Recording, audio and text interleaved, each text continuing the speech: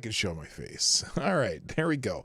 How are we doing today? It's what's today? Tuesday? It's what are we doing Tuesdays? Twitter Tuesday? Well, sort of. I have some stuff I got off of Twitter, but it seems to be Trudeau and Trucker Tuesday today, and so that's kind of what we're doing today. Because I mean I have stuff from Twitter, obviously, but it's just one of those days. I don't have the chat in my phone there. Okay. So anyway, I hope you're having a good morning. I'm having an adequate morning. Obviously, I got home on time today to start the show at 9 o'clock for a change. That's a different one. And so I'm glad about that. And, I generally am having a pretty good morning. So hopefully you are too. Maybe it could be worse or could be better depending on how you feel and if you're a Canadian trucker. So anyway, we're going to talk a little bit about that. We got some stuff about the Durham report. We got kind of how the Durham report's being played out in the media. It's kind of strange how that's working. And if I get to that, whatever. But I also have several things open here that I can talk about. And if I don't get to them, hey, as always, they're going to be in the description down below and that link that I update during the outro. So regardless, anything we talk about today will be in that link. So I don't know. I think that's enough of a start for the intro. So how about we just play the intro? Johnny?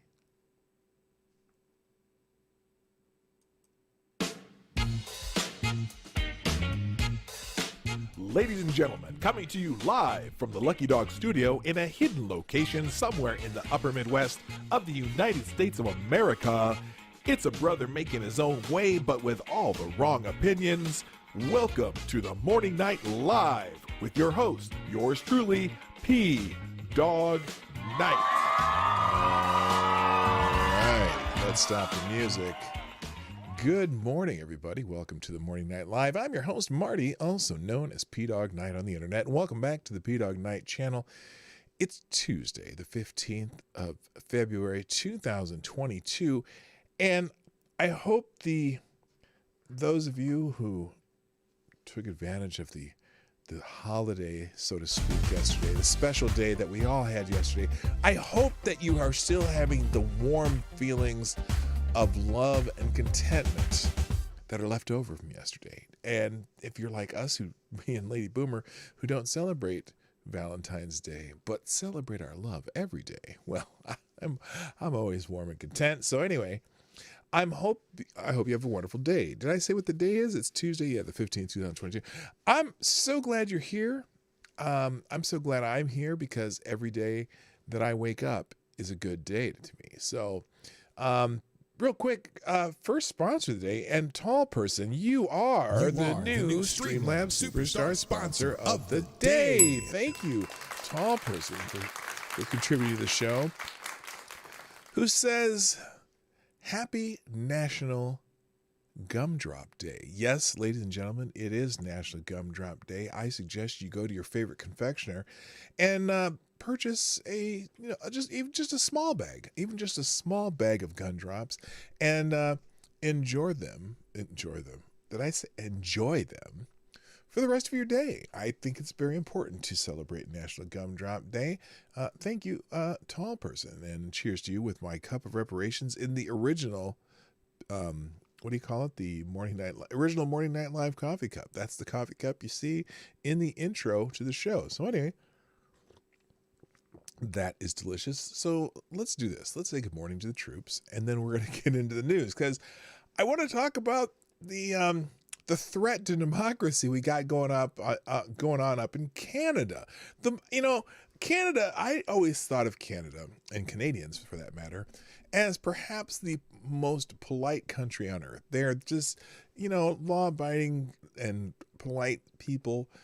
And all of a sudden, we have this threat to democracy. Now, let me remind you, whenever you hear the words in that exact phrase, threat to democracy, usually the person who say it is someone who happens to be in power And if you want to translate it, you want to translate it to be a threat to those of us in power, because I've been hearing it a lot lately from the Democrats in the United States. I've been hearing it from the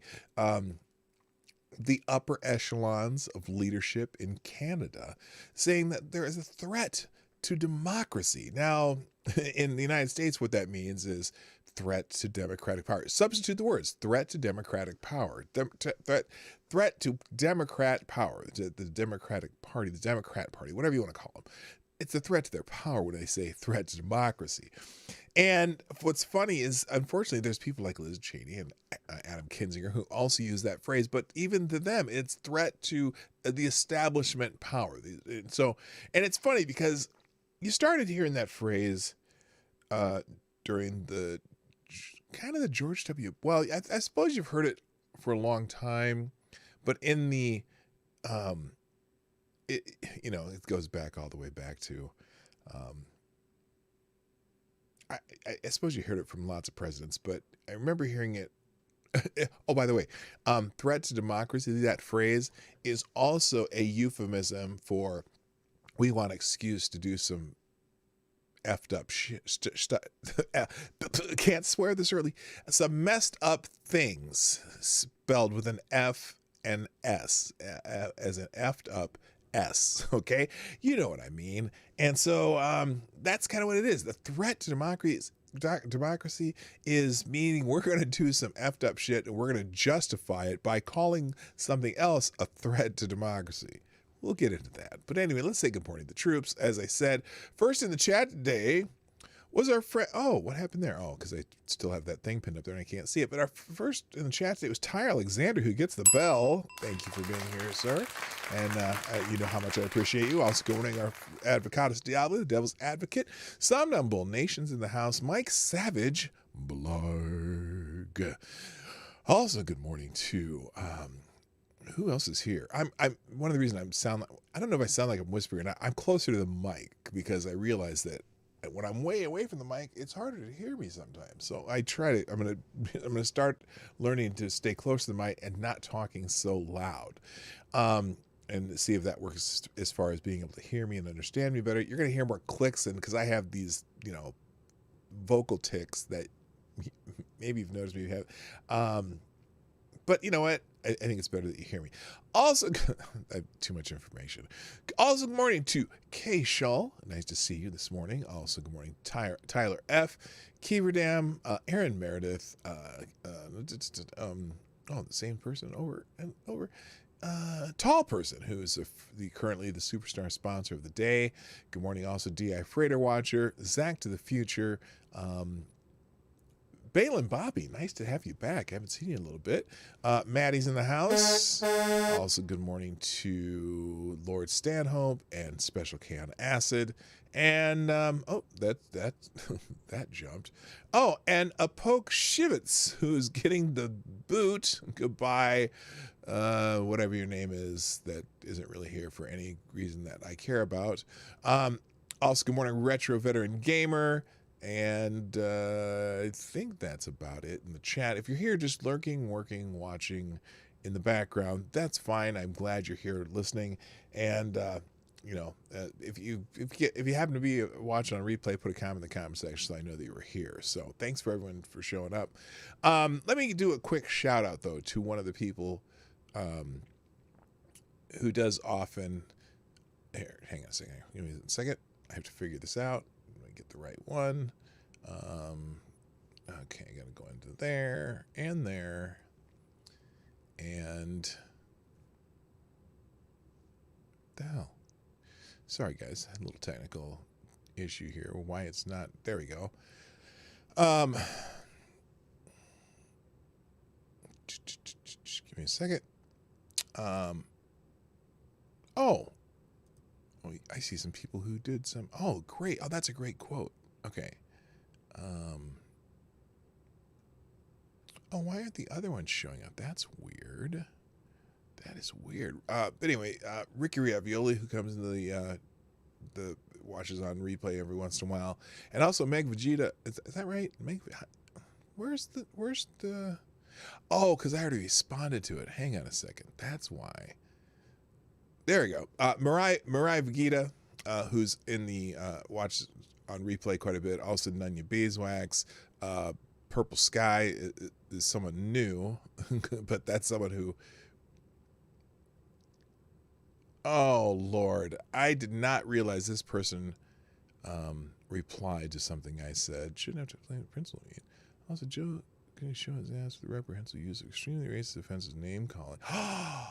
Oh, my God. Okay, so let me explain what I'm doing here.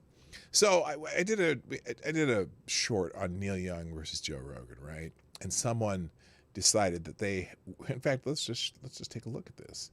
We'll just put it right on the screen. So they replied to this video. In fact, I don't know if you saw this video. Let me play the video first. Okay, so here's the video that I did on Joe Rogan a while back. It was just one of those shorts, and let's see if it ever plays here. Let's go here, do this. Oh, it's not letting me do it. Here we go. All right, here's my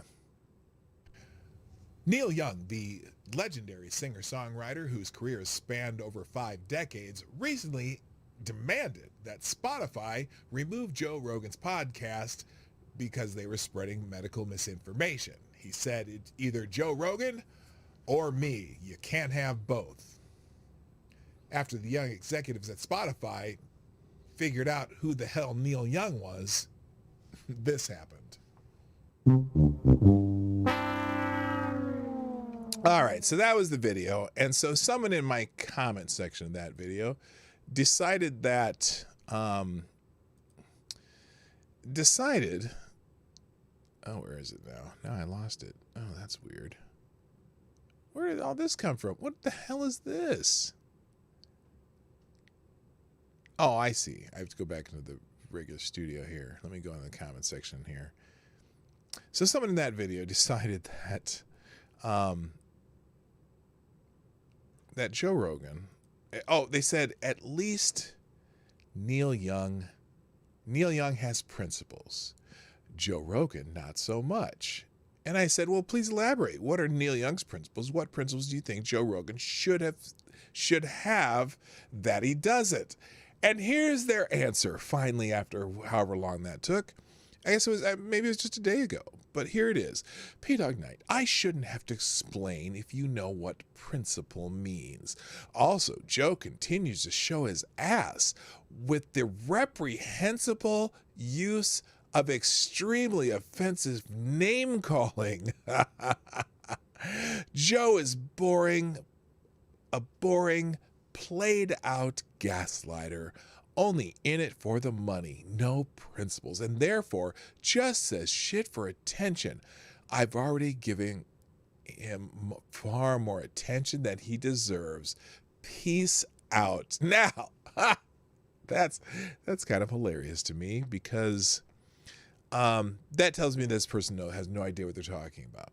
Okay, again, I've made it clear that Joe's speaking the N-word at occasions in the past when he was talking about examples of its usage, not using it as a name-calling tactic, while some may offend some people, shouldn't offend anybody. Okay, he wasn't using the word, he was saying the word, and as I astutely pointed out, there is a difference between saying the word and using it. Okay, if you're using the word, I'm gonna bust you in your mouth.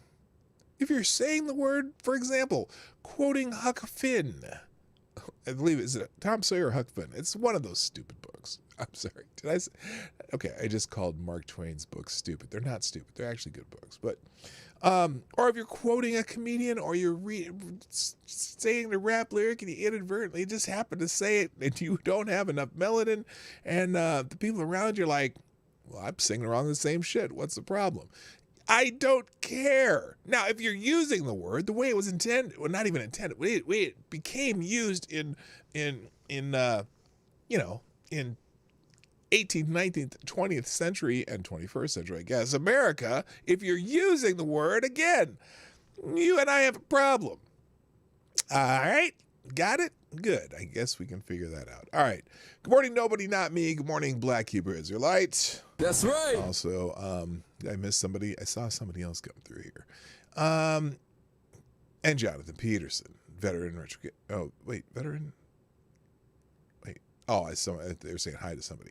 All right. So anyway, I'll have to respond to that later. But that's not what we're here for today. We're here to talk about... Oh, thank you, by the way, Maddie and Tall Person and Kiever Dam and Somnambule Nation and Nobody Not Me, all for tweeting or retweeting the show out. I greatly appreciate that. All right. Shall we now? Shall we get into what I came here for today? Now, our friend Ace, who I use often as an aggregator, had a really good intro to what we're talking about today. So rather than come up with something original for myself, I'm just gonna go through a little bit of Ace's intro. And he has this lovely graphic here, the Bay of Rigs, which I think he borrowed from Fox News because that was on somebody's show last. Was it Tucker? I think Tucker called it the Bay of Rigs, which is kind of funny. Okay. So good. He says, "Good morning, kids. Well, the Canadian-Mexican standoff just ramped up a notch to the point where someone's going to get their hair mussed." The Canuck Canala, Justin Trudeau, in the words of one honest reporter, just poured oil on a raging fire. Trudeau enacted the Emergencies Act on Monday, an unprecedented move that would give the Canadian government more power to crack down on the Freedom Convoy protesters. Dozens of protesters on Ambassador Bridge at the U.S.-Canada border were arrested Sunday as Ottawa police cleared the crossing. The Emergencies Act will give police more avenues to arrest or fine individuals not complying with local orders. Additionally, the government will be able to tow vehicles that block roadways, and financial institutions will gain the power to keep properties from supporting the blockade. The Emergencies Act will give Trudeau special powers for 30 days to take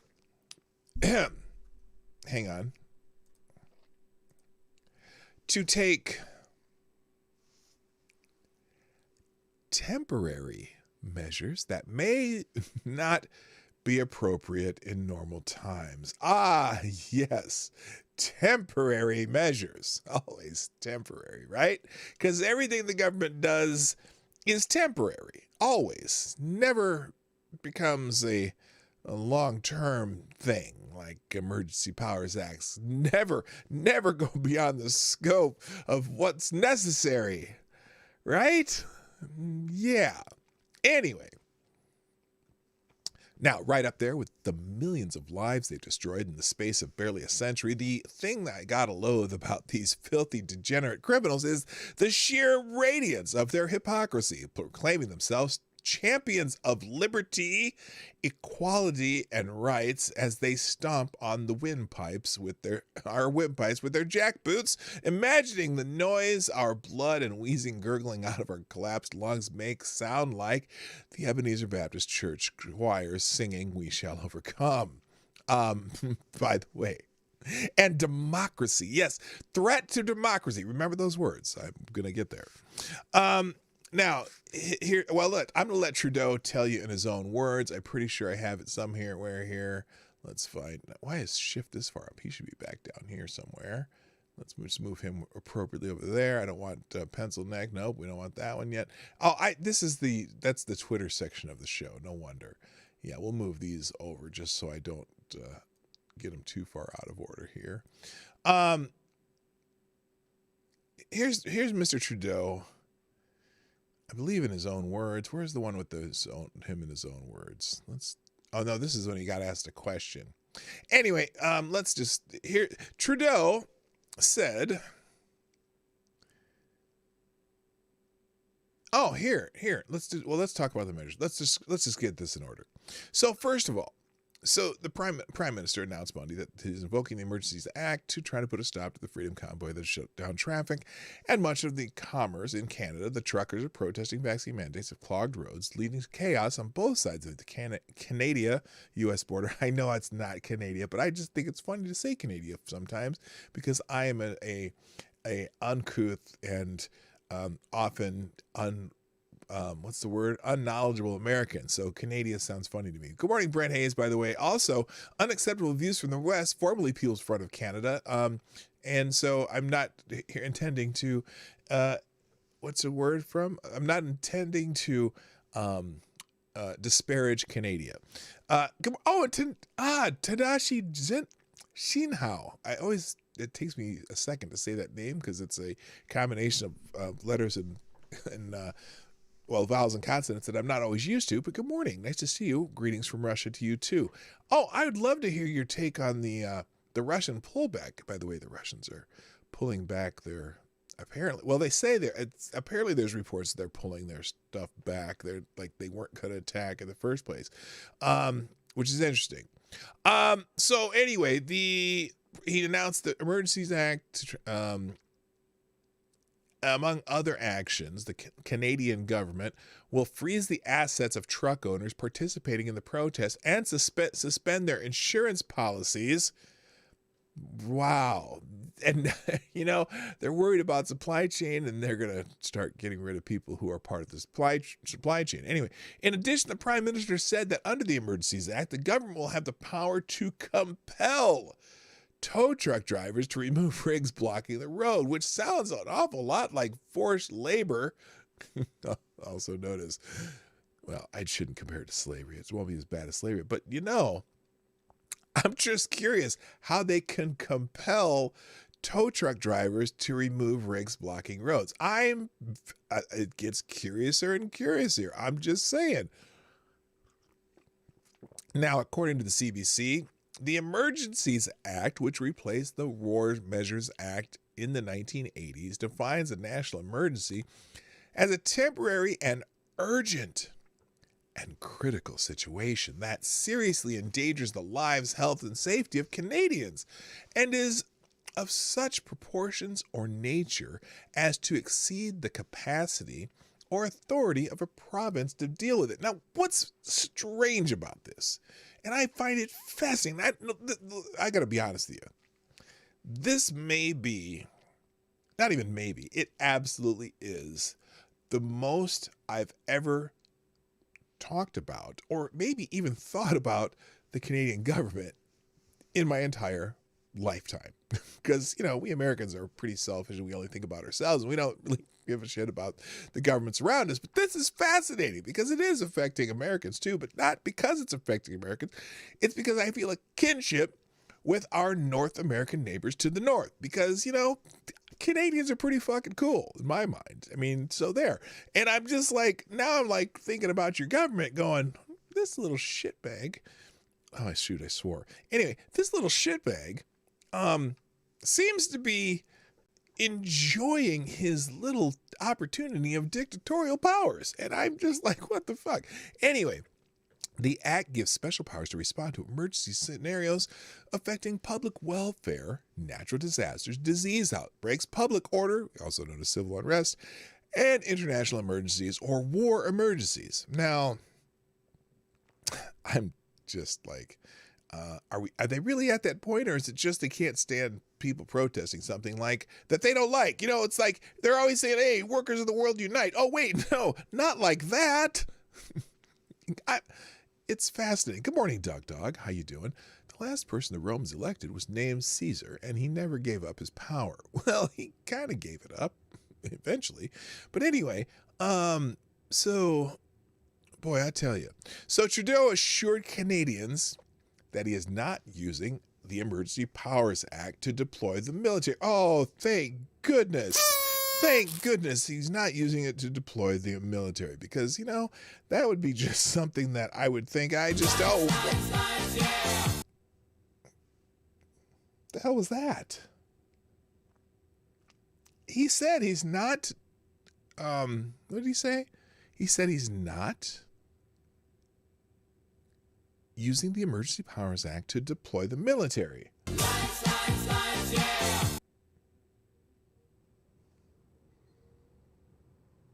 That was weird. Anyway, asked what it would take for him to bring the military in. He said his answer was, "I'm not going to engage in hypotheticals right now. I think that what is most important is that Canadians get their lives back and their neighborhoods back and their communities back. The measures that we put forward today will give the tools to law enforcement to be able to move in even stronger ways against these illegal protests and blockades that are hurting Canadians. We're not limiting." Oh my God. We are now. This is fascinating. Listen to this line. He says, "We are not limiting the right to peacefully protest or assemble." Well, then what are you doing? Because isn't that what they are doing? They are peacefully protesting and peacefully assembling. There's no violence going on. Now, I know they're trying to get, see, I think he wants violence to happen. I gotta believe this.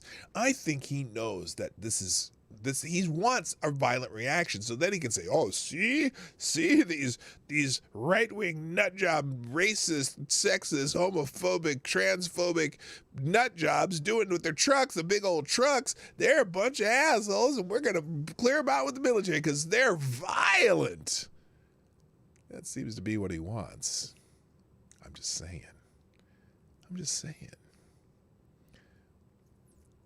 Don't get me wrong, but if tomorrow Russia tries to make Mexico join its group, will the U.S. allow it? Just like that, we don't want NATO forces to stand on our door. No, hey, listen. I'm not confident that there was ever a plan for Russia to invade Ukraine. But that's fair. No, I'm not. That's fair to Dashi. I'm I got you. I think I'm just tired of the saber rattling, and I think in our part in the United States, I think the saber rattling part of it may be just as much distraction for the president. Because now look, here's what I know I'm going off track here, but here's what our president can do now.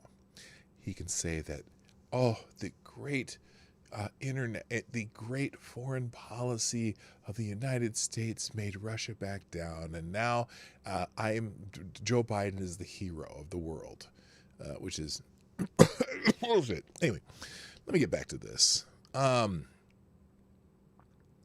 So anyway, it's okay. There's more. They have video. Holy shit!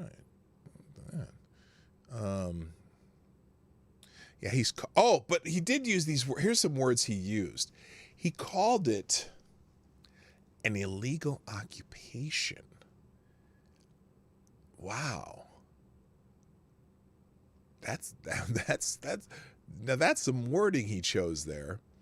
Let's see. Invoking the Emergency Power Act is never the first thing the government should do, or the second. The PM added the act should be used sparingly as a last result. Yeah, because Canadian friends in the chat, has the Emergency Powers Act ever been used in Canada?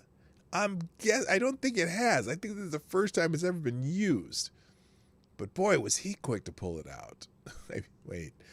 Too bad Castro didn't. Anyway, that's a whole nother subject. He says it gives more powers. Oh, by the way, most provinces have told, or at least expressed to the prime minister, that we don't want this shit. What are you talking about? What are you doing, you moron? Maybe they didn't say those exact words, but I'm guessing that I know several of the provinces have let it be known that they have no interest in this the Emergency Powers Act. Now, Deputy Prime Minister Chrystia Freeland explained that the Emergency Powers Act will be used to cut off financial support to the protesters. This is about following the money, she said. This is about stopping the financing of the illegal blockades. Consider yourself warned. If your truck is being used in these illegal blockades, your corporate accounts will be frozen. The insurance on your vehicle will be suspended. Send your rigs home, she said, adding that the government powers would include cracking down on crowdfunding sites, making them register with the government, and freezing the assets of those involved in helping fund the protest. I know everyone is tired of the pandemic. We're hearing your frustrations with COVID. Wait, look, you guys are the ones that shut down the government. Anyway, all right, so that's that. Now this is here's Trudeau again, because this is where I got the oil on the fire quote. That an oil on a raging fire reporter presses Canadian Prime Minister Justin Trudeau after he announced the crackdown. So here we go. Here's Justin Trudeau in his own words, and let's expand that. We're gonna listen to. Oh, yeah, what the hell? Okay. Oh, I see. It won't let me do that. So anyway, here he is in his own words. At least one other premier said that invoking this act is like putting oil on a raging fire. Words along those lines. Do you think you're inflaming the situation even more by invoking this? Now, before he answers,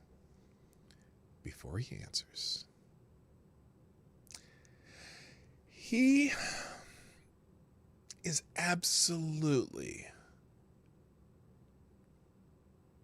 pouring oil on the fire, whatever the terminology that this particular person is asking. He's absolutely doing that. Just saying. My focus is on Canadians who've had a long... Oh, you know what? I'm sorry. I made a mistake here. I need to fix this. Hang on a second. Hang on. Let's see. Let me fix this, because this is important. This is an important part of his answer. Hang on. Give me a moment.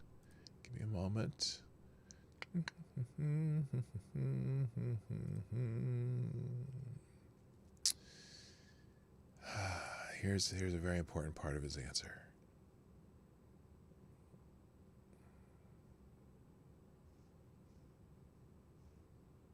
Okay, let's get this. Just a second.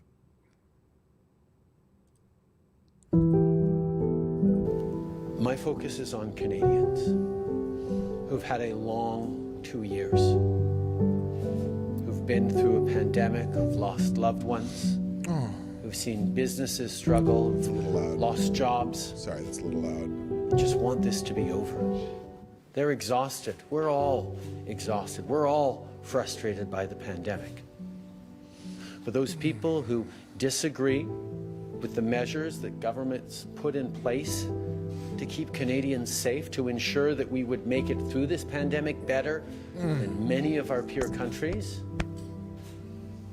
those people have gone from protesting Yes. and disagreeing with those Yes. measures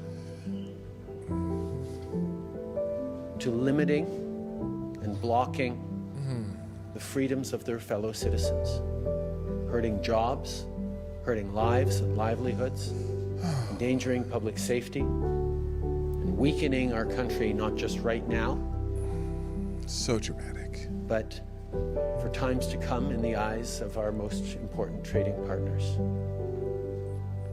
These illegal blockades are hurting Canadians, Yes. and they need to stop. Because the Every other step shit of the way, wasn't hurting Canadians we at have all. been there to support the police of jurisdiction. We've been there with tools and resources to help end these blockades. But it is clear that there are more tools necessary, and that is why we are moving forward with time-limited, geographically specific, Time limited. extremely geographically. bounded measures and additional powers So responsible. So will responsible. allow us to get through these blockades and occupations and get back to the business of rebuilding our lives and our country Yes. after this pandemic. Next question. Yes. Yes. He is absolutely just, He's just doing what's best for Canadians. Of course, granted, there was no none of the stuff that he did, that the Canadian government did, hurt anybody. Didn't hurt anyone's livelihood. Didn't do anything. It was just these truckers who are fucking things up for Canadians. And now we're going to fix it. Justin, very nicely done. I know someone said something in Russia, they call him Justin Bieber. Yeah. Was something like that. I saw that go by in the chat, and I haven't scrolled back that far yet. But anyway, by the way, a special welcome to Legit Low Talker. Nice to see you, man. Okay, so that's, by the way, I do have an answer to Justin Trudeau that I believe many Canadians, and I mean many Canadians, can relate to regarding Justin Trudeau and his decision to put in the Emergency Act or whatever they call it. And I think this is a very appropriate response to Prime Minister Trudeau. And I pre-recorded that, by the way. I pre-recorded this response to Prime Minister Trudeau, and I hope you all appreciate it. Here it is. I just want to say, fuck you. Oh, fuck you, fuck you. Fuck you, fuck you.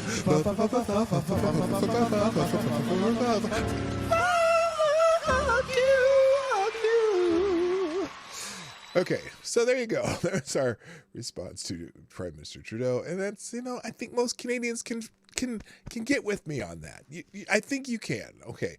Anyway, so now the truckers themselves, the truckers do have a response to Prime Minister Trudeau, and I would have to say it's similar to mine. Maybe not quite as soulful or anything, but anyway. And these very powers are why we're here. Canadian protesters digging their heels against Justin Trudeau's crackdown. Canadia's Prime Minister, Justin Trudeau, Monday announcement invoking the Emergency Powers Act to break a weeks-long protest in Ottawa has only served to inspire more resistance. I think every Canadian should join in resisting that bullshit. So anyway... This is no time for a long song. Oh, Black Hebrew Israelite. Nice to see you. I saw you earlier and I forgot to say hi. He means what he means. He will crush you because you're now fucking with their money. That's right. Yeah, that's right. That's right. Okay, so the Freedom Convoy, a loose coalition of truckers protesting vaccine mandates, not the vaccines, but vaccine mandates. And other COVID-19 restrictions rolled into Ottawa in late January and has camped downtown ever since. The protesters have congested parts of the city and bounced around in bouncy houses, which I know are definitely a threat to democracy, as you can see from my thumbnail. Anyway, so far, Trudeau has refused to meet with the truckers. That's the funny thing. You notice he's doing this without ever meeting any of these people. Have you noticed, anyone else besides me noticed that? Have you noticed that? He hasn't talked to anybody. He said, and has anyone to, he hasn't said anything to any of them. He just talks to them in his hideout and bunker and wherever he comes from. Good morning, Kessler. How you doing? So anyway, the protesters, so he's refused to meet with them instead of instead has employed increasingly hard-nosed political and legal tactics to try to break the protest. Now, I don't remember him doing this during the Black Lives Matter protest. In fact, I think he joined them and took a knee with a picture of something that wasn't even happening in Canada. But anyway, David Paisley, who's a protester, says he's been protesting for weeks now and as a street captain helps organize protesters and direct those who wish to support the cause with funds, goods, and services. Paisley told the Daily Wire that Trudeau's announcement, which made headlines across major news organizations in the U.S. and Canada, went off barely noticed by the protesters on the ground. We don't give a fuck.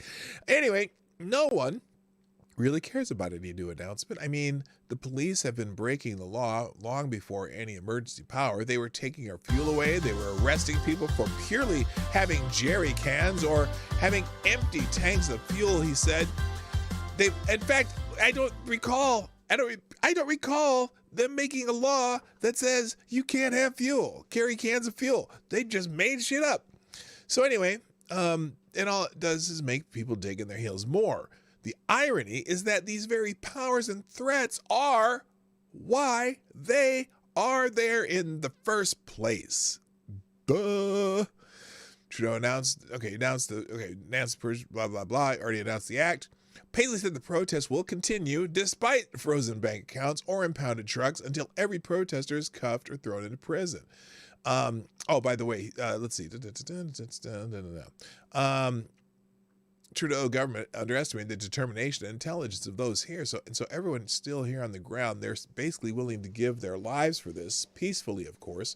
That's the thing. They have to. Now, they need to. This is, if any Canadian truckers or any truckers who can, or anybody who can relay something to the Canadian truckers, who I know will listen to me because I am such a great influencer in the world. They have to absolutely, under any circumstances or stress put on them by these shitbags who are running the show, they must remain peaceful no matter what. And they need to make sure they purge these little infiltrating fucks who come in with Confederate flags, Nazi flags, and, you know, the fuckers who are coming in and trying to burn shit, because they ain't doing it. The truckers need to be completely peaceful. Okay, they got to go MLK on this shit. And because the only ones who need to look bad in this needs to be the Canadian government. And particularly young Mr. Trudeau. Okay? Stay peaceful, no matter what these assholes do. Real quick, let me take care of this because there's another sponsor. And Tyre Alexander, you know what? You are the new Streamlabs Superstar sponsor of the day. Thank you for sponsoring the show. And we have, this is a commercial. Let me get some appropriate music for the commercial. Give me one moment. Well, you know, since we're on sentimental, laid back and stuff, let's stick with that for this particular commercial. Today's sponsor is H. Biden. Hunter would like you to promote his new original masterpiece. For the low price of $5 million US, you can own a Biden original piece. Now every picture sold will come with 2 used crack pipes and an illegible thank you note. Hunter Biden, saving the world one artwork at a time. All right, perfect. Thank you very much, Tyre Alexander. That was fantastic. And thank you for sponsoring the show. You are the new Streamlabs Superstar sponsor of the day. All right. Did I have anything else on this? Yeah, I thought I had it. By the way, I did have a couple more things. So just a reminder how little Justin here has gotten to this point, because I don't know that he necessarily thought this was a good conclusion, but I think he was making sure that he could get some support from outside of his country. And just a reminder to remind you, that's redundant. Just a reminder that Justin got a little bit of a go-ahead from the neighbors to the south, good old Joe Biden. Remember this gem from about 5 or 6 days ago? Biden administration reportedly tells Canada to use federal power to crush the trucker convoy. Resist we much. The Biden administration reportedly urged Canadian officials Thursday, this is last Thursday, to use federal powers to crush the trucker convoy that is blocking the U.S.-Canada border, according to reports. U.S. Homeland Security Secretary Alejandro Mayorkas and Transportation Secretary Pete Buttigieg told Canadian leaders to use federal powers to resolve this situation at a joint border, at our joint border. Hi, Zombie Teddy. Our joint border, Reuters reported. Wow, say that 5 times fast. Joint border, Reuters reported. Joint border, Reuters reported. Joint border, Reuters reported. Citing a White House official. Quote, U.S. and Canada border and customs authorities are working with great urgency to ensure the continued flow of goods and services across our international border, leveraging alternative land routes as well as air and sea options, the White House official said, according to Reuters. Democratic governor, Michigan Governor Gretchen Whitler issued a statement Thursday calling on Canadian officials to reopen traffic on the Ambassador Bridge, which has been shut down by truckers. It's imperative that local Canadian, provincial, and national governments de-escalate this economic blockade, Whitmer continued. They must take all necessary and appropriate steps to immediately and safely reopen traffic so we can continue growing our economy, supporting good-paying jobs, and lowering costs for families. Now, this bitch was basically taking over Michigan with her emergency powers. They love them some, these leaders love them some emergency powers. By the way, that is the threat to democracy. It's not the truckers. It's authoritarians doing what they do best. Authoritarianize, whatever if that's even a word. And the pure audacity of these motherfuckers. It's amazing. Real quick. Thank you, Black Hebrew Israelite. That's right. Sponsor the show with a deuce. I appreciate that. And I don't mean taking a dump on the show. I mean with $2. Anyway, BLM. Oh, here. This is a. This is not an ad. This is a statement. This is a statement by our good friend, Black Hebrew Israelite. BLM is so peaceful that one of their activists tried to assassinate a Kentucky Democrat mayoral candidate. Oh, I never read. I haven't got the details of that story yet. I hope that not the peaceful example we should. That is not the peaceful example we should follow, according to the left. That's wrong. That's right. That's right. That's wrong. Thank you, Black Hebrew Israelite, for that comment and for sponsoring the show. Yeah, I haven't really. I heard about that, and was it a BLM activist that did that? I guess I should go check that story out. It is curious, but talking about, they're so worried about violence against politicians and against the other minorities that fill out the BIPOC bandwagon that they like to talk about, when really they're just being black people, but they want to make sure it sounds like they're being inclusive to other people. Or when they say equity, when they say the words equity, that means they're going to give something to black people, which is, I get it, but the way they use it is not the way I want to use it. I want them to, I prefer, how about just teaching people that America's a place where you can thrive and grow and build your own and build your own stuff and like other people do. And most of us black people do that, by the way. It's most black people are middle class just like everybody else. Did you know that? You'd never know that if you listen only to the government. So anyway, good morning, Septus Wolves. Nice to see you back. All right, let's get into something else here. What else did I have? I have a couple quick hits from Twitter of just things that were trending, since it is Twitter Tuesday and I haven't done any Twitter stuff yet. So Adam Schiff is trending, the old pencil neck MFer himself. And apparently there's a whole lot of people talking about it for multiple reasons. One, because of the Durham report. Now, some people are saying, for example, here's how Twitter, this is how Twitter, what's a good word? Portrayed this whole thing where Durham is figuring out in the reports on his lawsuit against Sussman, Michael Sussman, who was one of the Clinton lawyers, paid for by Clinton, who they're they've charged with perjury because they said he said he wasn't part of the Clinton team when in fact he was being paid by the Hillary Clinton campaign, and that's a lie. And then he's being charged with that. And but also what they found out is that the Clinton campaign was also paying people to spy on Donald Trump while he was running for president. They had, they were getting intelligence out of Trump Tower, and they made up some bullshit about some Russian phones and shit.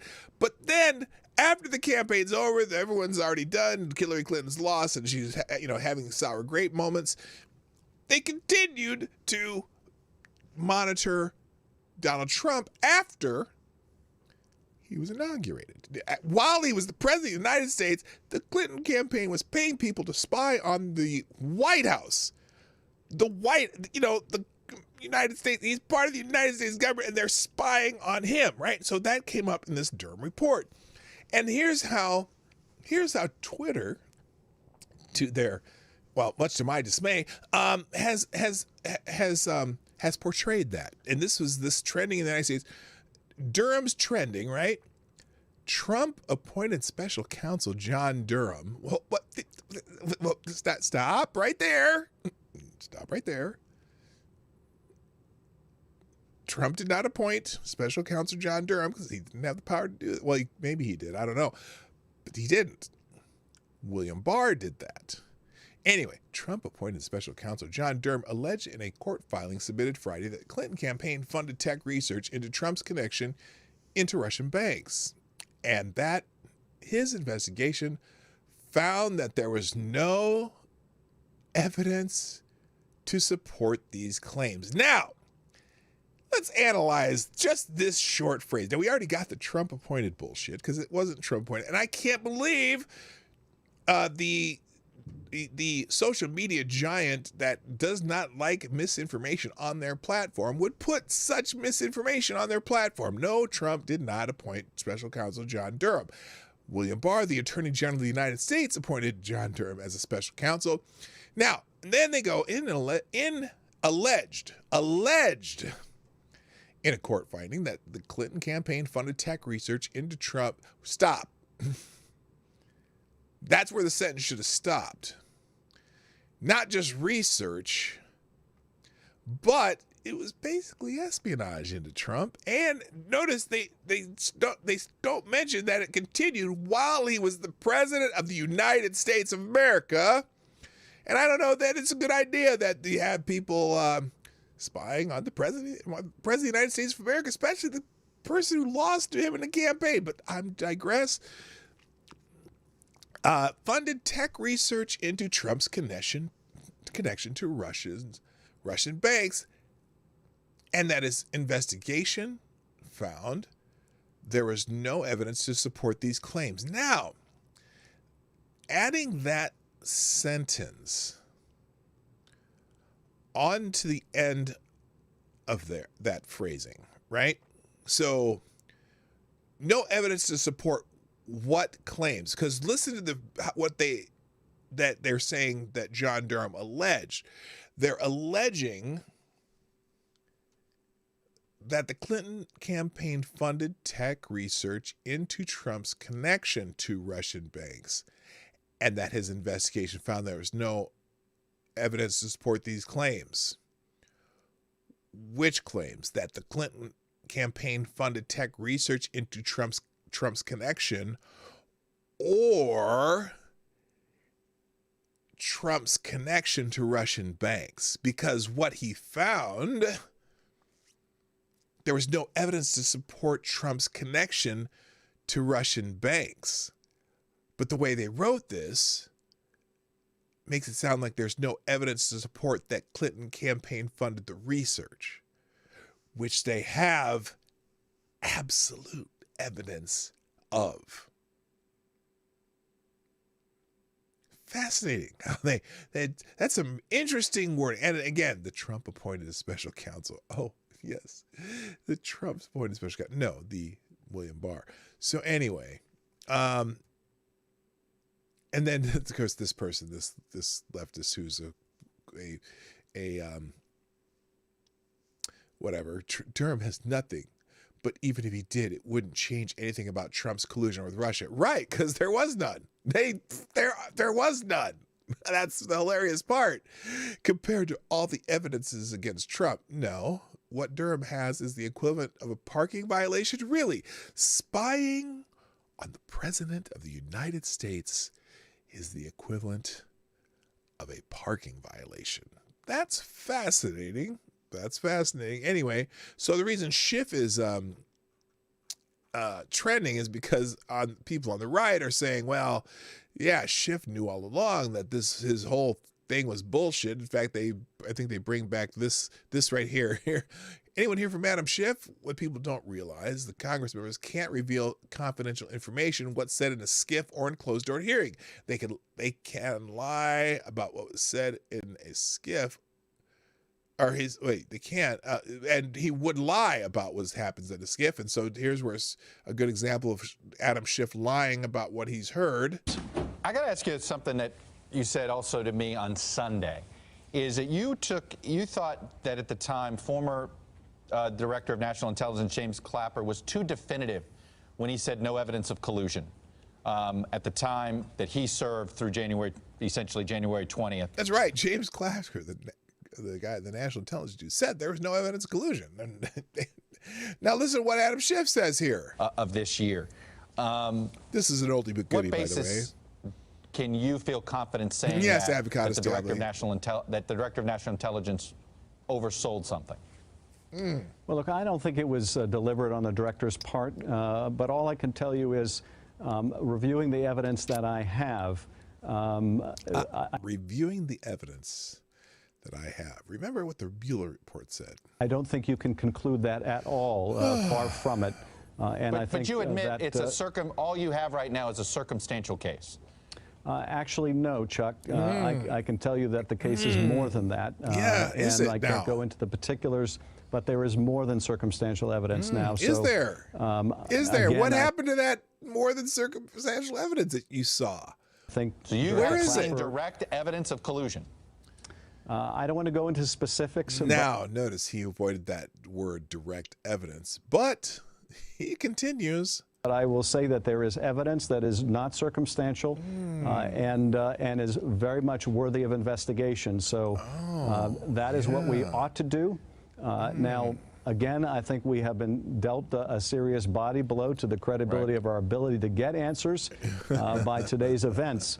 And to me, it underscores the importance of having an independent commission look at this as a supplement to anything the Congress does. All right. So anyway, that was Adam Schiff. That's why he's trending. Moving on, also trending today is a photo of a woman. This is Twitter with a fact check, because fact checks are important. But this one actually, this is one of the rare times where I say, well, not rare times. Occasionally they have a fact check where that it makes sense to put this out. So there's this photo circulating on the internets of a woman holding a rifle on a bus, but it dates back to at least March 2020 and is not related to the current situation in Ukraine.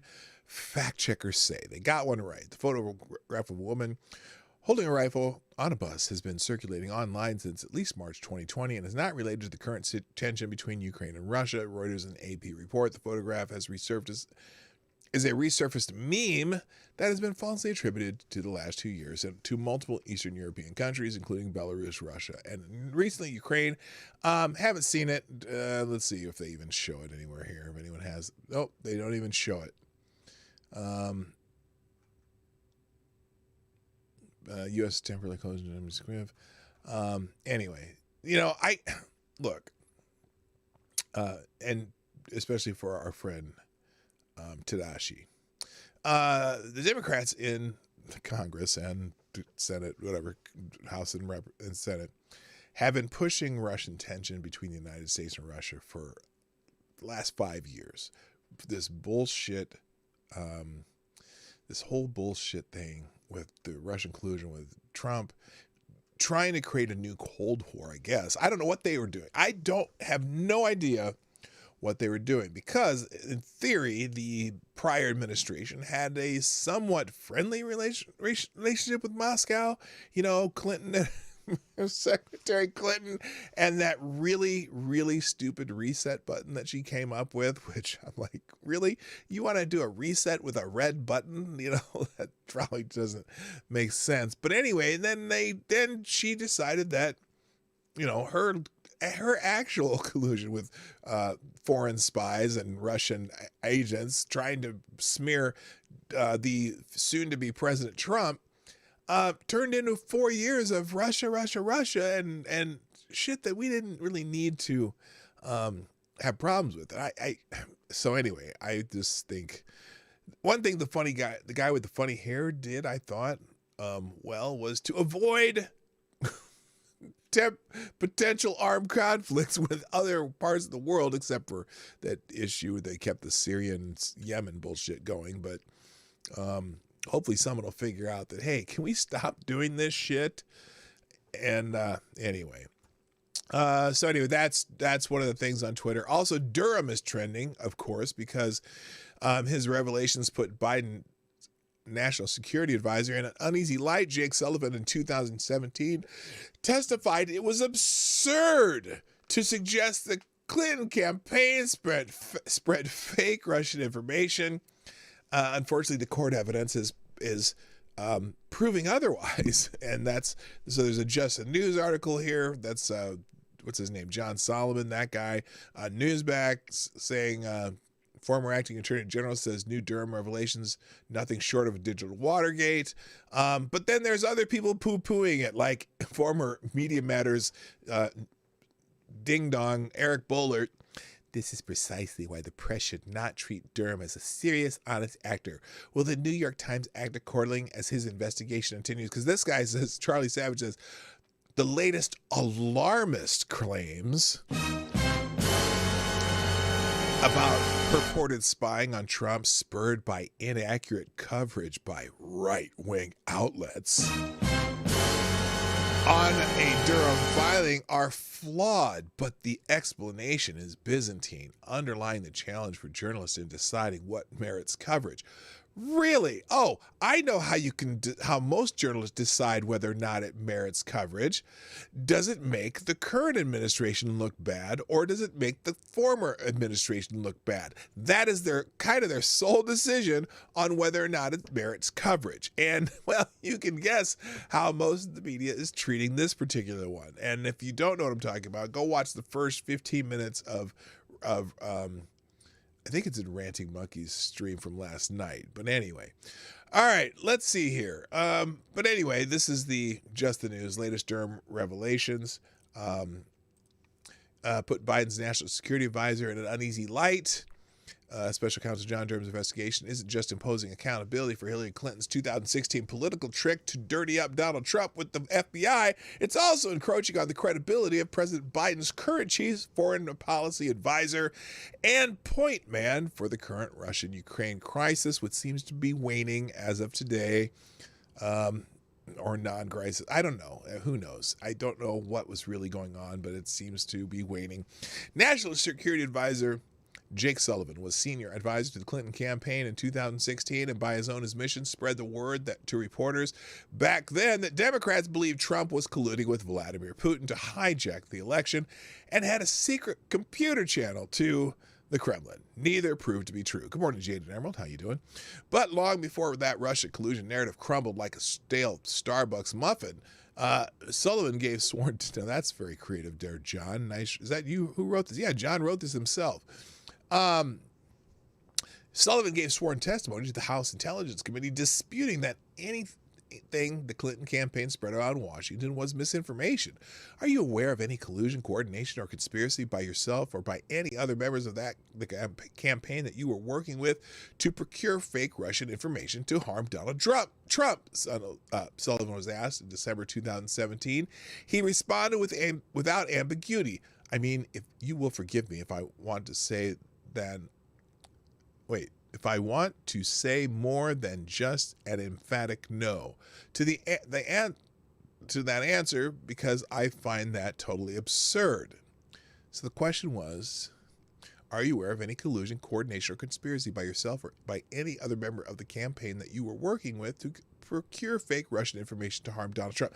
Now, pretty much, this is one of the things that really annoys me about this whole situation. Nothing's going to happen to these people. They're not, well, unless maybe, no, because I think we're beyond the statute of limitations for any kind of criminal charges for these people. And that's the worst part of this. These lying, cheating bastards are lying and cheating, and they're bastards, and they're just nothing going to happen to them. Maybe court of public opinion, but most people who don't pay attention to this shit. But this is bad. This is bad. They were spying on the current president of the United States after he won office, and by another political campaign trying to smear the man. It's incredible. Anyway, let's see. Move on. Oh, and then this is interesting. Now another fact check from Twitter, which we love Twitter fact checks because they're always so accurate, and they never have any kind of bias towards the certain parties that they like and against parties they don't like. And so this is an interesting one because they brought this fact check out. Hospitalization rates and death related to stupid 19 are higher among unvaccinated people in Israel, fact checkers and medical experts say. Now, I can't imagine what prompted this. So let's see what the fact check says. Fact checkers from Reuters and Lead Stories, whoever the fuck that is, say hospital rates and deaths related to stupid 19 are higher among unvaccinated individuals in Israel, contrary to misleading claims that circulate on social media after a data dump of Israeli stupid 19 statistics. Tel Aviv Medical Center head of medicine Jacob Girl stated his remarks in an interview had been taken out of context and confirmed he advises individuals to get vaccinated. Well, fantastic. He's advising people to get vaccinated. I don't know any other doctor on the planet that is doing that. Congratulations, Dr. Girls? Oh, Giris. I'm sorry. I thought that was an L. That's an I. That's old man eyes. Dr. Giris. Okay. And they said Israel has begun to administer the fourth shot of certain eligible patients. So it's going to be, that there's a meme where they show the, where there's shots down the arm and they go, this is COVID, this is Delta, Omicron, Megatron, Philadelphia, and they got 17 different shots down their arm because they're going to just keep giving you shots. But anyway, and then what you need to know. They have a what you need to know section. There was no spike in COVID-19 deaths in Israel, and numbers showed an increase after a mass reporting of data occurred on Our World Data, Israel, a pandemic info center reported. So they're saying there was never a spike in Israel. That's weird because Israeli papers were saying there was a spike. And also, so what's also interesting about this? Well, anyway, let me finish the what you need to know. Preliminary data on fourth doses found antibodies increased 5-fold in the first week, according to Israel Pandemic Information Center. So because, as soon as you get another shot, your antibodies increase. Shocker. We already knew that your antibodies increase after you get a shot, and then they wane again. That's why you're on the fourth shot, you morons. Nobody is disputing that. Edward Matthew, our head of Our World in Data, published graphics to suggest that Israel is not the world's most vaccinated country and stated he saw no reason to single out Israel. Well, okay, so let's look at the Reuters fact check because I don't want to go through a thread to do this. Anyway, so here's Reuters. A screenshot shared on social media shows the headline of a news article that quotes senior doctor in Israel talking about stupid 19 patients in his ward. 80% of serious COVID cases are fully vaccinated. The headline from the English language report of Israel National News says, with the subheading that reads, vaccine has no significance in regarding severe illness, according to Professor Jacob Giris. The report on Israel National News here explains that Gary's head of medicine and corona department at Tel Aviv Medical Center made the remarks in an interview with Israel's Channel 13 News. The interview in Hebrew can be seen here. The Israel National News report carries further comments from Gary's around the difficulty of defining serious COVID cases when many patients being treated in the hospital are already very ill. Reaction to the screenshot on social media suggests that some believe the doctor's remark were proof that stupid 19 vaccines are not required. Some people have known the jab was useless since the beginning, useless for the everyday person anyway. Why was it important to exempted politicians to force it on us, wrote one Twitter user. However, Gary's told Reuters that his comments have been incorrectly interpreted as a suggestion that stupid 19 vaccination was not necessary. So he's saying, well, you should still get vaccinated because he's a doctor and he's going to tell you that, right? And I don't, look, again, I'm not anti-vax by any stretch of the imagination. I think it's very important for people who, especially high-risk people, to be vaccinated. And also the data suggests that most people over 50, not anyone, but most people, if you haven't already had the stupid 19, like myself, because I'm over 50 and a survivor of stupid 19, in particular, it's probably smart for them to get vaccinated, and especially if you're obese, and especially if you have other respiratory issues. Gabriel Valine, hi, nice to see you. Welcome back. So I think it's important. Older people comorbidities. However, there's also plenty of data, and YouTube, I'm going straight from what I read off the CDC of the United States of America. Okay. There's charts on the CDC website that show that the chance of significant illness from the stupid 19 for vaccinated people above 50 is much the protection from it is much greater. It's like 8 per 100,000 get severely ill, and if they're vaccinated, 1 per 100,000 if they're not vaccinated. Okay, and that number increases the older you get. However, under the age of 50, CDC charts show you, and I'll have to find that chart. I can't remember which page I saw it.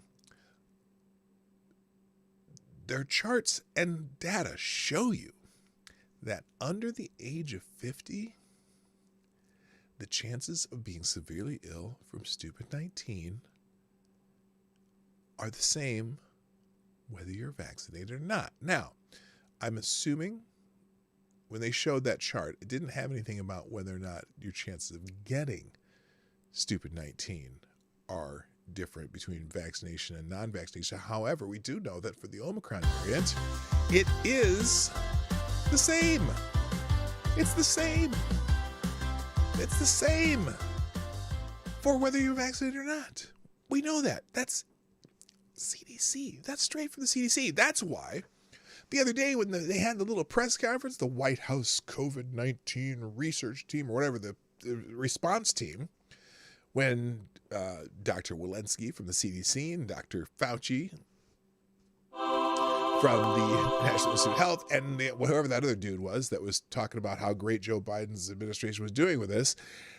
That's why when Dr. Fauci was talking about how being vaccinated, you have 8 times or times less chance of having severe illness in the age group of 50 to 59, he was very specific about it.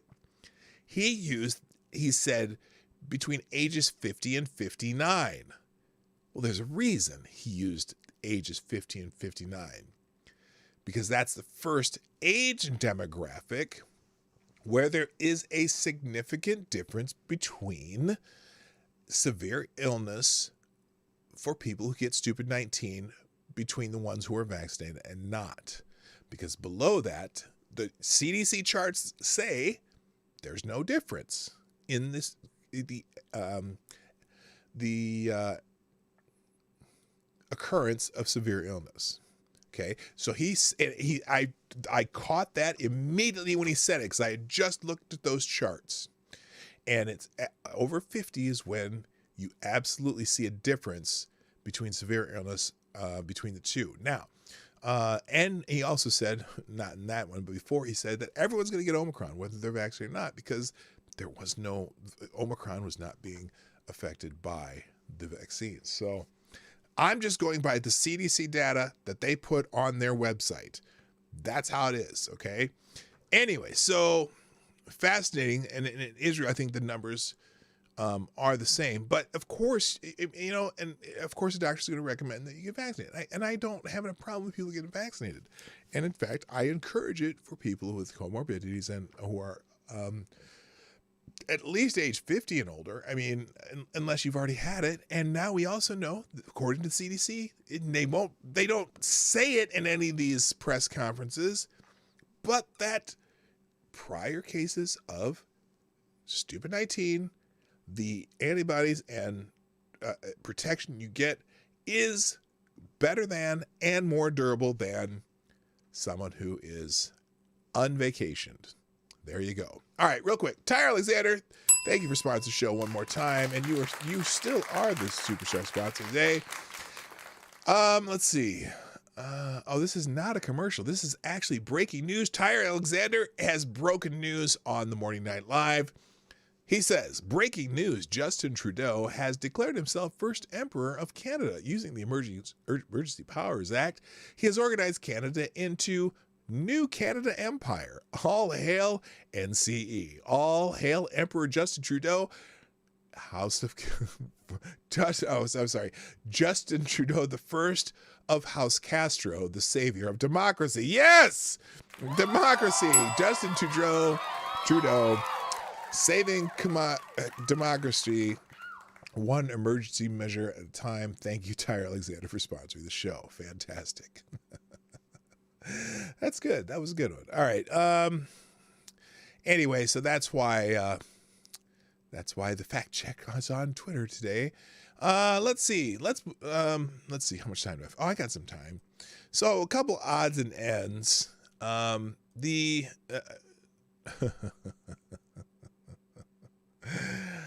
Oh my gosh. So did any of you see, I can't remember what it was. Someone was, well, I know people have compared the trucker thing, the trucker freedom convoy.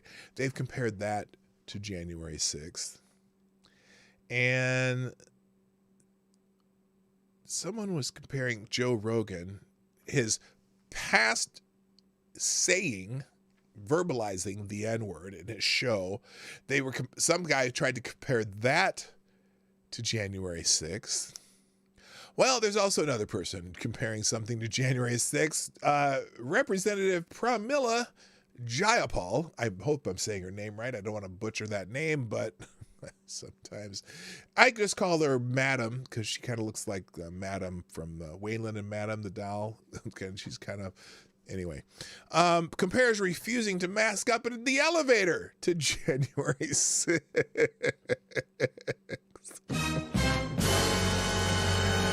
Oh, Congresswoman Pramila Jayapal, Democrat from Washington, complained that members of Congress were refusing to wear masks in elevators, although she did not list any by name. She argued that their refusal. Shit. Let me take care of this bot. Their refusal.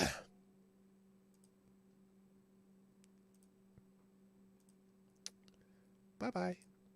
Their refusal to wear masks in elevators was intolerable. In a workplace. Okay, here we go. I'm sorry. Hang on. I gotta have some music for this because this is amazing. Oops, what did I do there? That's not what I wanted to do. There we go.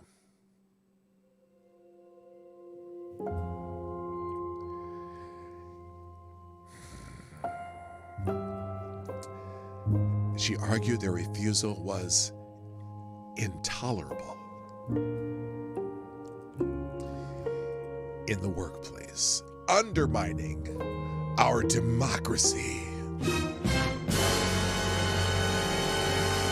and could be compared to the January 6th riot on Capitol Hill. Here she is.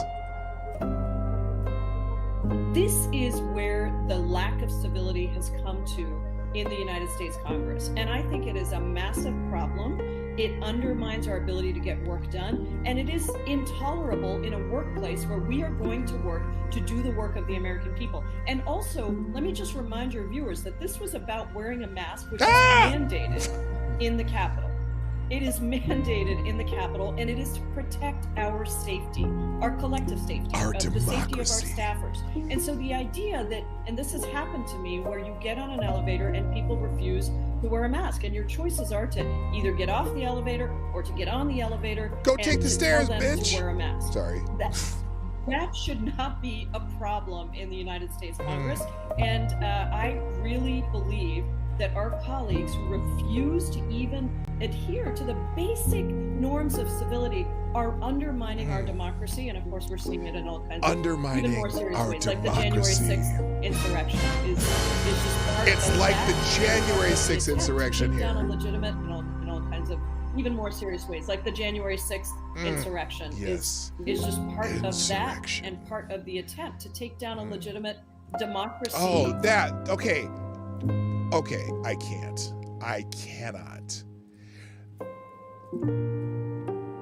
Not wearing the mask in the elevator is like an attempt to take down our democracy. What's the name of this show again? Threat to democracy. Yes, not wearing a mask in an elevator is a threat to our democracy. Holy shit. Anyway, how about, let's see, what else? I got two more and then we're going to get out of here. What's this? Oh, that's just my comment section. Last two, the Waukesha Christmas Parade Massacre suspect has decided to plead not guilty. Fascinating. I wonder on what grounds. Waukesha Parade Massacre suspect Darrell Brooks has pled not guilty to killing 6 people and wounding dozens of others when he allegedly plowed an SUV through crowds of Christmas parade attendees in November of last year. We'd waive formal reading and we can enter a plea of not guilty this morning, Brooks' defense attorney Jeremy Perry said last Friday. Brooks' attorney also requested for a change of venue or for jurors to be sequestered and selected from another county, arguing that the intensity of the parade coverage has already turned the city of Waukesha against him. Oh, you think? Good for them. I don't know.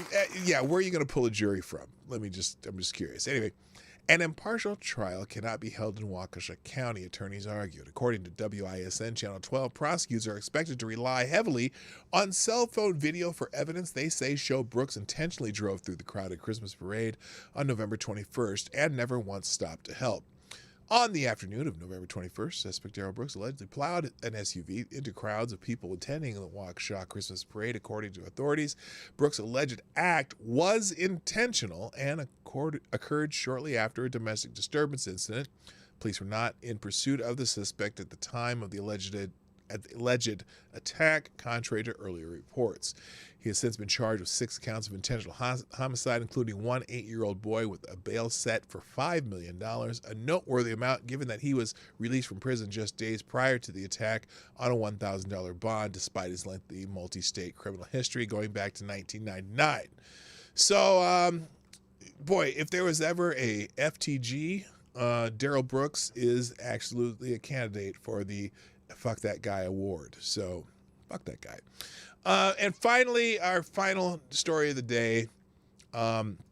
Apparently, it's beginning to look like, remember the pipe bombs that were found on that fateful day that was worse than Pearl Harbor, known as January 6th? Well, apparently, that might also be a government induced happening. In a 15-minute time span before the joint session of Congress convened at 1 p.m. on January 6, 2021, 2 incidents that set the stage for the day's ensuing chaos happened simultaneously. First, a man named Ryan Samsel, after taking some direction from Ray Epps, overran a thin line of police and metal racks in what would be the first official breach of the Capitol grounds at 12:50 p.m. Samsel was charged and has been incarcerated for more than a year. Epps faces no charges, still can't figure that out. And Samsel was, joining Samsel were members of the Proud Boys and a still unknown number of FBI and informants. Hello, Fight for Your Rights. Around the same time, a woman named Carlton Younger, who just happened to be walking to a laundry facility near the Republican National Committee headquarters, just happened to look down to see what she believed was a pipe bomb nestled between a dumpster and a fence right next to the building. Both events fueled panic in the nation's capital, just as a contentious meeting to certify the Electoral College vote in the 2020 presidential election got underway in the chamber of the House of Representatives. Then the news got worse. Capitol Police reportedly discovered another explosive outside the DNC headquarters. Wow. It's getting scary, you know what I mean? Now, the New York Times immediately, and I mean immediately, broke the story. The device was found at the RNC, was a pipe bomb that was successfully destroyed by a bomb squad, according to an official for the RNC reporters. RNC reporters Maggie Haberman. It's kind of funny how Maggie Haberman's always in the middle of this shit.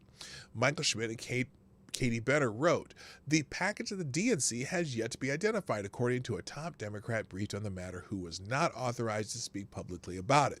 Now, the Times story went viral at 1:53 p.m. Now, that's, in news times, that is immediately, because this started at 12:50, and at 1:53, probably, which was later than, let's see, what time did they find these pipe bombs? Hang on a second. Okay, the breach was at 12:50. Sometime between that and 1:53. So within the same hour, they find two pipe bombs, and the New York Times is already reporting it. Interesting. That's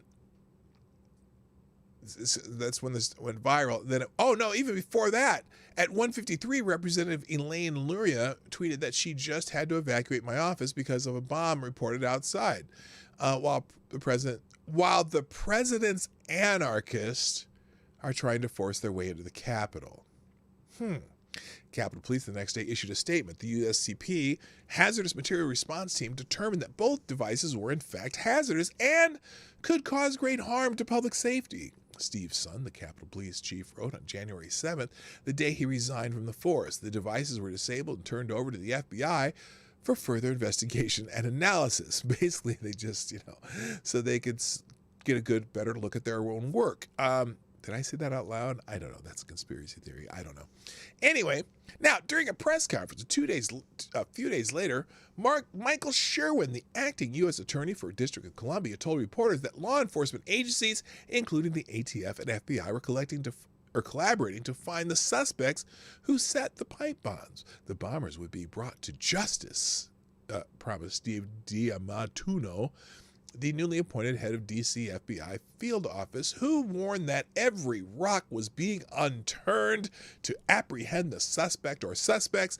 The FBI initially offered a $50,000 reward. So diligent. They were doing their due diligence. They offered a reward. They're out there turning up every rock and every, old tire on the road and whatnot.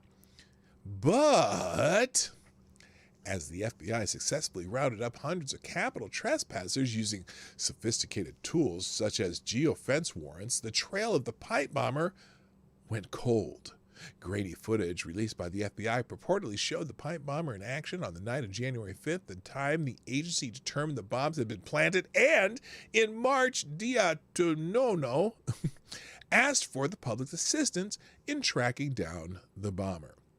Anyone who showed interest in making explosives prior to January 5th, 2021, or possessed galvanized pipe, wire, and multiple kitchen timers should be turned into the FBI, Diamatuno said in a dramatic video message, even if the person was a relative or friend. Yes, turn in your friends and neighbors if you think they might have had something to do with this, which is, probably the proper thing to do. Now, More than a year later, not only has a suspect not been identified or caught, the pipe bomb story gets curiouser and curiouser. Yes, I changed the word from weirder because I thought that'd be cute. We'd have a little Alice in Wonderland vibe going on here.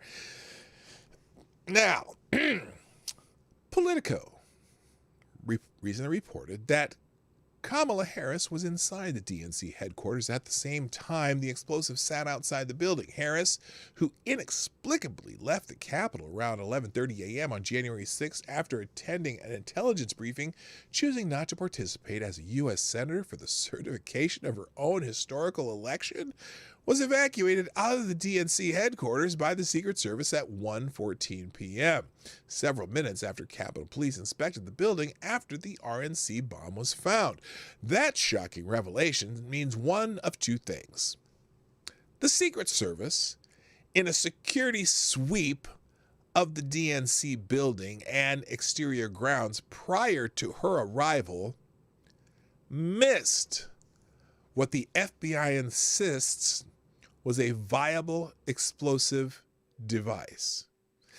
A scenario that seems deeply unlikely considering the city was in a state of heightened alert and agents presumably would be extra cautious. Now that right there is fascinating because, the Secret Service, in the immortal words of Tiffany, the singer who did a remake of I Think We're Alone Now, the Secret Service, they don't fuck around. Okay, I bet you didn't know that Tiffany came up with that particular phrase, but yeah, she's the originator of "they don't fuck around" phrase. I'm just saying, Tiffany, remember her? I think we're alone now. Anyway, now, which leads us to the woman who found the pipe bombs outside the RNC just before the joint session gavelled in on January 6th. Carlton Younger is described in news reports as a resident of D.C. or an employee of the Department of Commerce. But Younger's resume is a bit more detailed. On January 6th, when she took a midday walk to the laundromat and found the first pipe bomb, Younger was a project manager for FirstNet Authority, a public-private partnership between AT&T and first responders to prioritize emergency communication during an attack or disaster. Standing board members for the FirstNet include the Attorney General and Secretary of Homeland Security. Several federal agencies, including the Justice Department, use FirstNet services. Now that's quite the coincidence. And a few weeks before January 6th, FirstNet received its largest ever commitment from a law enforcement agency, $92 million contract for FirstNet services. That agency was the FBI.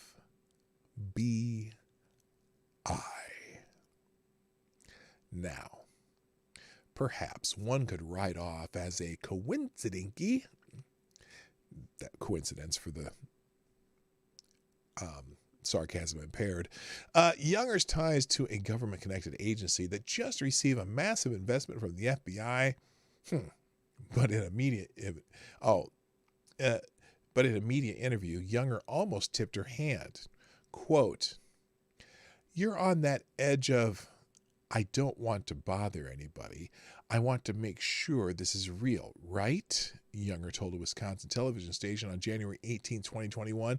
"You don't want to go down as the person who evacuates a city block for a hoax. But at the same time, there was just enough of that gut instinct that said, this isn't a place you would put a hoax." But of course, that is exactly where someone would perpetrate a hoax. Younger has since left FirstNet and co-founded a security technology startup firm. Her work with a firm funded by the FBI deserves at least a few raised eyebrows. And what about Stephen Diatono? Several weeks before January 6th, Diatono was moved from the Detroit FBI field office to take over the Washington, D.C. field office. The FBI announced DiNantono's promotion on October 13th, 2020, 1 week after his office arrested several men for conspiring to kidnap Michigan's Governor Gretchen Whitler. The arrest made national headlines right before Election Day, with Democrats from Whitler to Joe Biden accusing Donald Trump of inciting right-wing militiamen to abduct and kill one of his political foes. So that's where Steve DiNantono came from. But the government's case has been reported for months is falling apart amid misconduct by at least 3 FBI agents and a lead informant. Defense attorneys are making a compelling argument of FBI entrapment for the agency's use of at least a dozen FBI undercover agents and informants in that particular plot. As head of the Detroit FBI office at the time, DiNantono owns the crumbling Whitler kidnapping scheme. Now, Chris Wray, head of the FBI, has proven that he acts only in the political interests of the Democrat Party and the Biden regime. His agency has yet to produce any investigative report about the pipe bombs or official confirmation of how the devices were detonated. This all reeks of the agency's insistence that Russian actors hacked the DNC email system in 2016 until the FBI finally admitted investigators never seized the servers or examined their contents. No one's still trying to convince the public that 2 pipe bombs were planted near the Capitol in advance of January 6th can be believed. In fact, quite to the contrary, au contraire, mon frère, the public should automatically distrust anything out of the FBI. So either the Secret Service agents just sucked and missed the device in clear view outside the DNC headquarters that day before the arrival of the new Vice President of the United States, who was under Secret Service protection, or there never was an explosive at either location, and the FBI is lying. She says not saying the truth, but I say lying. Why the fuck you lying? Again, a safe bet, using recent history as a guide. You're a lying dog-faced pony soldier. And that's the news for today. Ladies and gentlemen, I hope you've enjoyed this session of whatever it is I do here. Nice to see you all here. 29 people in the chat or somewhere in the room. 19 likes. Hit the like button right now before you forget and before you go, if you haven't done that already. Also, thank you to our sponsors today, Black Hebrew Israelite, Tall Person, Tyre Alexander, who is the superstar sponsor of the day. If you're watching on replay, put a comment in the comment section so I know you were here and I can say hi, or at least give you one of those little heart-ons. And that always cracks me up. Anyway, and then if you're, what's the other one? Oh, share the stream before, during, and after the stream, anytime. I'm going to become more diligent about cutting up streams. Also, I have a couple more Proverbs of the current year to record today, so look for those. And if you see those notifications, watch the little 30-second, I'm trying to keep it down to 30 seconds or less, okay? They're just little quick blurb videos. Share those. Please share those. Just put those wherever you will on social media. Those are quick, easy, and it'll bring more attention to the channel. So, ladies and gentlemen, I have to thank you for being here. I have had a wonderful time. I hope you have too. Gotta go, though. My name's Dawg Knight, and I'm out of here. Bye-bye. See you tomorrow, 10 o'clock Eastern.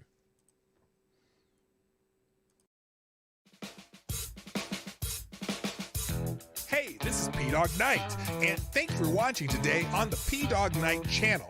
If you have an observation or remark you'd like to make about this video or my channel, I absolutely welcome you to write it in the comment section down below. I really look forward to hearing from you. And before you go, if you like what you saw but you're not already subscribed, please make sure you hit the subscribe button and definitely click that bell that pops up afterwards so you'll be notified when I post new videos or when we go live. I broadcast my live show, The Morning Night Live, Monday through Friday at 10 o'clock Eastern, 9 o'clock Central. A special thank you to all the supporters of this channel who share our videos on social media and who make donations through Streamlabs, YouTube, Venmo, and Cashapp, which are all linked in the description down below. Thanks again, and until next time, I'm Dawg Knight, and I'm out of here.